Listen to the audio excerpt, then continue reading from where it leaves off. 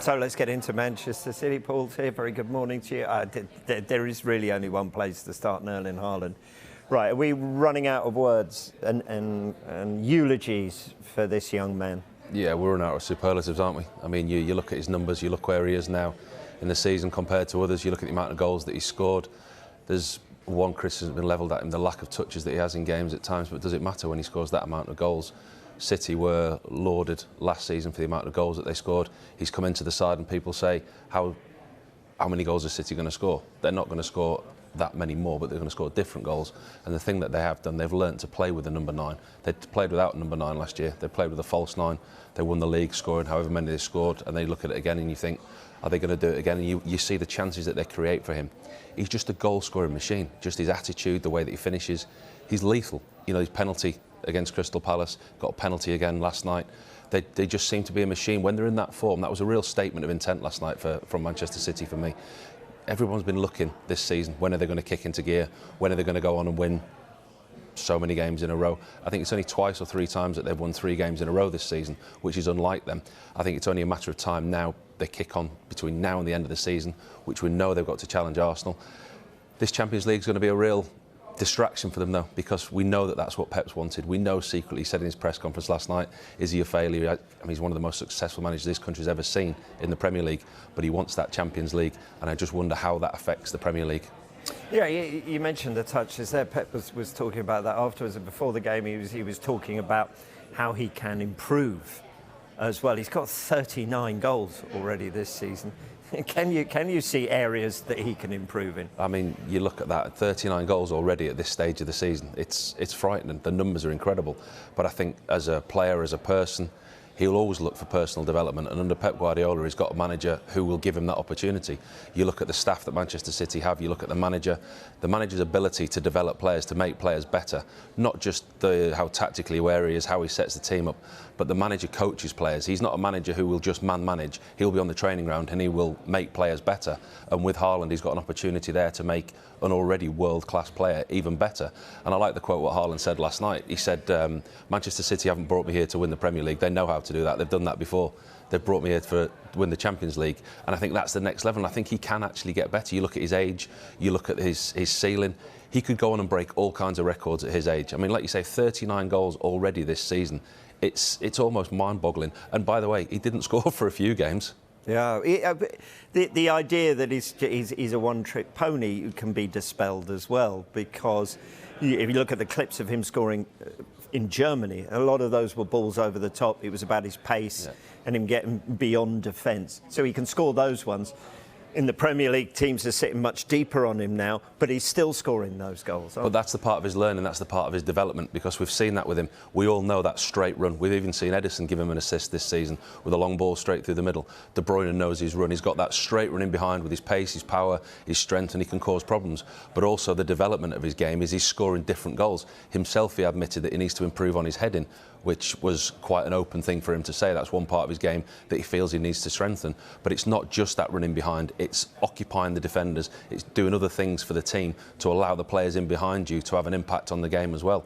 I just think, yes, we see him score very similar goals at times, but now we're seeing him score an array of goals. And if he's going to get any better, the rest of the Premier League can just sit back and watch. It's frightening. Yeah. Now, let's revisit that quote that you were alluding to. And this is what he says afterwards. The club wants to win the Champions League. They didn't bring me here to win the Premier League. They know how to do that already. That would have sent out a huge message to the rest of Europe last night.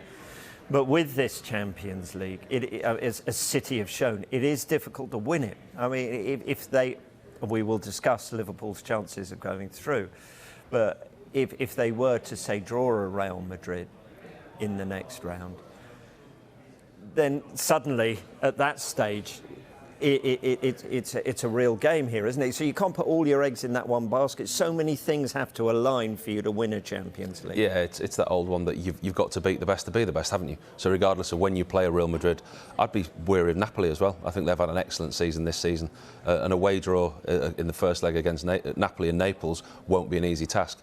You come into the quarterfinals of the Champions League, it's not going to be easy. But they've got the squad now. I think his treatment room's emptying at the right time. He's getting players back. He almost had a fully fit squad to choose from last last night. You look at his ability to change things, and he's criticised at times, Pep, for overthinking things in big games, going tactically, trying to be too clever. But it's worked for him this year. The rotation of Kevin De Bruyne at 31 is sitting on the bench, having impact in games. Played a full game last night, scored a fantastic goal. And I think that will be the key for the rest of their season, is the squad rotation. They're still competing for the Premier League title, which he won't want to lose. He won't want to give up. They're defending their title, and a Champions League run for them will be absolutely vital. And this is the closest I think that they've been to actually getting over the line with the squad that they've got. I think that they're getting a fully fit squad at the right time of the season. Everybody's firing. They've got players fighting for places. We saw the 11 that he put out last night. They went out and they blew Leipzig away in the first hour. In the first 20 minutes. There were 5 up, 6 up within an hour. And then you look at what he's bringing off the bench. He brought Foden off the bench. He brought Mahrez off the bench, who would have started a few weeks ago. He's now got the squad. He's got the ability. He brought Calvin Phillips off the bench last night.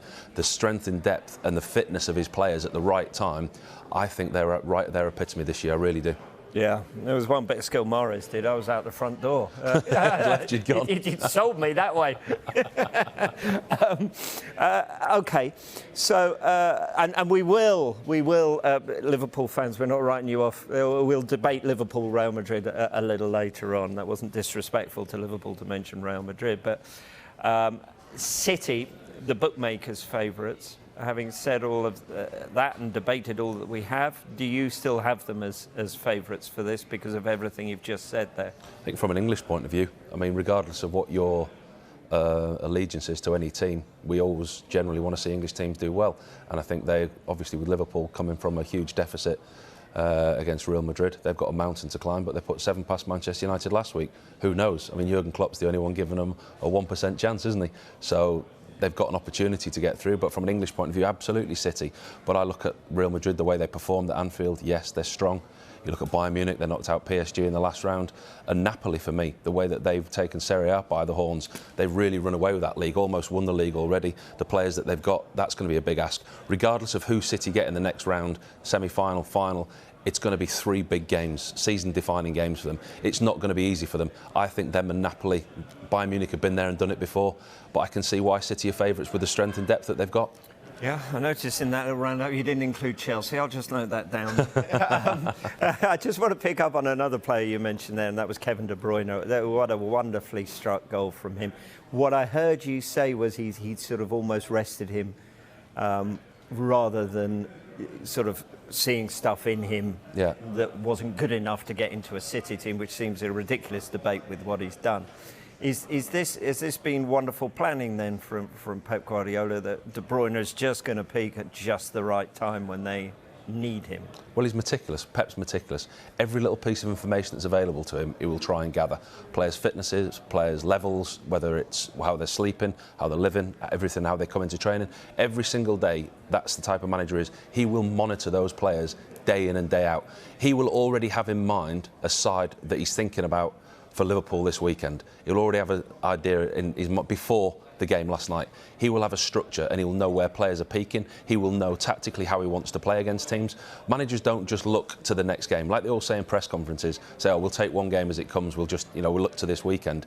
He will be looking 2-3 games beyond. He'll be looking who they're playing, what team he wants to pick himself, how he thinks his team can hurt the team that he's playing against, structurally how they're going to set up, and how players are physically. And he will structure that 2 or 3 weeks in advance. So Pep will already know before last night's game the team that he wants to look at the weekend. And with Kevin De Bruyne is struggling a little bit because of his age or where he is, his fitness levels, he will put him in games where he thinks he's going to have the biggest effect and the biggest impact on the game, like he did last night. Yeah, and there's 2 ways of looking at this. They've got 3 games in 3 competitions, so they're still in Champions League and the FA Cup. Burnley to come, then Liverpool in the Premier League.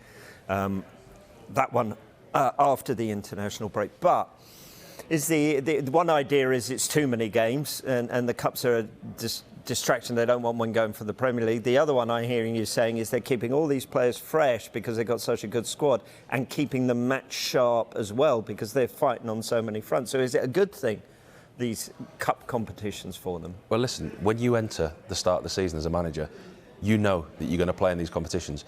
A successful team plays a lot of games during the year. We always get to just after Christmas and we hear managers saying, fixture pile up, we're playing Saturday, Wednesday, Tuesday.